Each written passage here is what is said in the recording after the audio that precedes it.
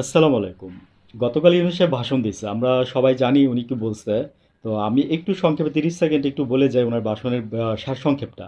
সেটা হচ্ছে জামাত পিয়ার পদ্ধতি নির্বাচন চাইছিল, সেটা দিছে। বিএনপির আপনার ওই যে ওরা যেটা চাইছিল যে ওই যে গণভোট একই দিনে হবে, সেটা মানে ইউনূস সাহেব রাখছে। আর জুলাইয়ের সনদের গেজেটের প্রকাশ করতে বলছে। তো এই এই ঘটনাগুলোই ছিল গতকালকে ওনার মূল বক্তব্যের মধ্যে। তো এখন অনেকে মিশ্র প্রতিক্রিয়া দিচ্ছে। সেটা হচ্ছে জামাত বলছে যে মানে সোজা কথা, জামাত বিএনপি হচ্ছে যে মানে ওদের কথা হচ্ছে যে আমরা মানে খুশিও না অখুশিও না। হ্যাঁ, এনসিপি ধরে নেওয়া যায় ওরা ওই যে যেহেতু ওদের একটা আইনি ভিত্তি তারা পাবে, সো তারা হ্যাপি। এবং বাংলাদেশের মানুষ এই বিষয়টার জন্য বাংলাদেশের মানুষও বলবো যে অনেকটাই চুপ করে আছে। আর পিয়ার পদ্ধতিতে নির্বাচন হবে, সেটা মেনে নিচ্ছে জামাতের এই জিনিসটা আর কি। আহ, তো মোটামুটি এই ছিল আর কি। তো এখন আজকে যেটা আমি বলতে যাচ্ছি সেটা হচ্ছে যে আওয়ামী লীগকেও উনি বলছে যে নির্বাচনে অংশগ্রহণ করতে পারবে না নিষিদ্ধ থাকায়।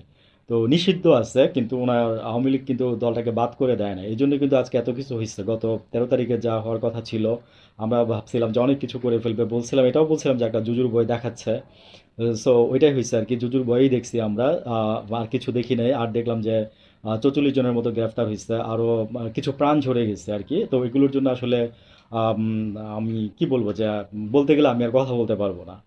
তো এখানে যে বিষয়টা, আরেকটা বিষয় আমি বলি, সেটা হচ্ছে যে আওয়ামী লীগের যে আপনার নির্বাচনে ওদের আপনার নিবন্ধনও দেয় নাই এবার, যেহেতু ওরা দলে অংশগ্রহণ মানে নির্বাচনে আসতে পারবে না, দ্যাটস ওয়াই ওরা আপনার এবার নিবন্ধনও পায় নাই।